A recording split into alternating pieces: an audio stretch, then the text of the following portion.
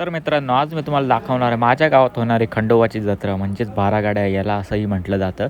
की एक नवरदेव अख्ख्याच्या अख्ख्या 6 ते 7 पोरांनी बसलेल्या 12 गाड्या उचलून मंदिराच्या इथून नेतो. आता सगळ्यात पहिले माझं काम होतं मंदिरात येऊन दर्शन करणं. आता मंदिरात जाम गर्दी म्हणजे खतरनाक गर्दी, कारण लॉकडाऊननंतर जो उत्साह लोकांच्या मनात झालेला आहे तो म्हणजे एकच नंबर. आता मी येतो सगळ्यात पुढं तुम्हाला दाखवायसाठी, नाही तर मी दरवेळेस मागं असतो की हा नवरदेव आहे, त्याच्या डोक्यावर हे सगळं काही बांधलेलं आहे.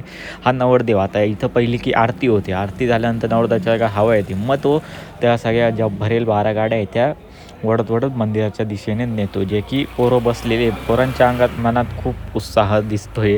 जसे की बघू शकता तुम्ही, खूप याच्यात जल्लोष मनमाडकरांच्या याच्यात दिसतोय. आणि हे काही असं दृश्य आहे ती मनात मी टिपत होतो, एकदम भारी मनाला वाटत होतं. ह्या की नवरदेव असा 12 गाड्या वडतो. बाकीजणं फक्त हात लावतात मित्रांनो, बाकीजणं धक्का वगैरे मारत नाही, फक्त बाकीजणं हात लावतात. मेन 12 गाड्या ज्या की नवरदेवच वडतो, हे असं काही असतं. मनमाडच्या 12 गाड्या म्हणजेच खंडोबाची जत्रा.